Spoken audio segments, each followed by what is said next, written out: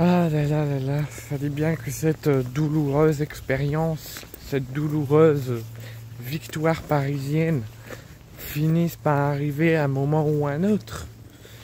L'Olympique de Marseille n'est plus le seul club français à avoir gagné la Ligue des Champions.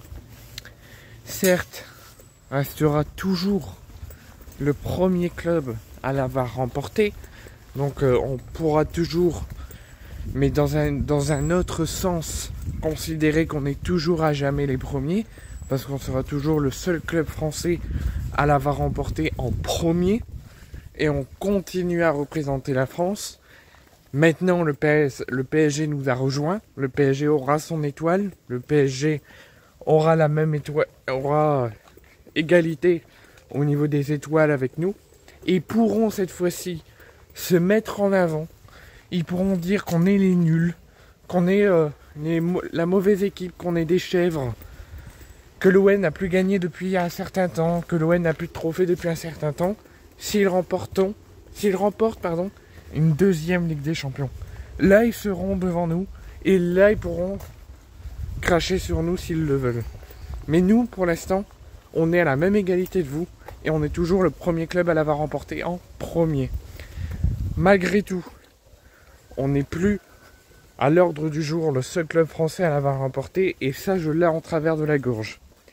Parce que, après avoir fait une rencontre totalement splendide, une rencontre totalement sensationnelle, une rencontre à la rage de vaincre, avec une énergie rocambolesque de l'Inter Milan face au FC Barcelone, alors que pour moi, le FC Barcelone méritait d'être en finale face à Paris, et ça aurait peut-être été une autre affiche.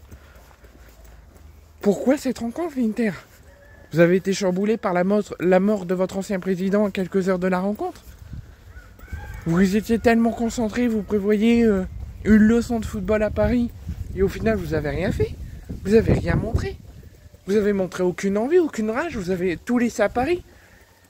Alors ça me fait mal d'entendre dire que Paris a fait un match d'entraînement, que Paris méritait haut la main de l'emporter, mais c'est le cas. Faut être réaliste. Paris mérite sa victoire 5-0. Et ça fait mal de le dire. Mais l'Inter n'a absolument rien fait. En tout cas, n'a pas voulu mettre quelque chose sur cette finale. Sur le plan sportif, Paris a été bon de la première à la 90e minute. L'Inter n'a montré aucune envie, a tout laissé à Paris, n'a pressé à aucun moment, a tenté très peu de frappes.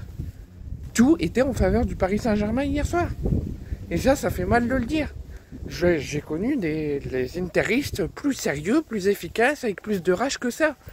Là, j'ai l'impression que c'était le PSG contre un club amateur. Alors oui, le PSG, si on prend sur la phase finale, contre Arsenal, contre Aston Villa, contre Liverpool, oui, le PSG mérite son sacre. Oui, le PSG mérite d'être en finale, parce qu'ils ont fait une phase d'élimination directe en aller-retour exceptionnelle. Ils ont affronté les plus grands et ils ont réussi à les surpasser.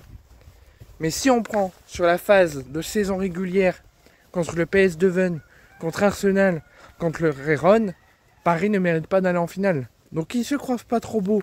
Parce que si on prenait en compte seulement la phase de saison régulière avant d'affronter les plus gros, contre le PSV, contre Rérone, contre Arsenal, Paris est au fin fond du classement, Paris n'allait pas en élimination directe.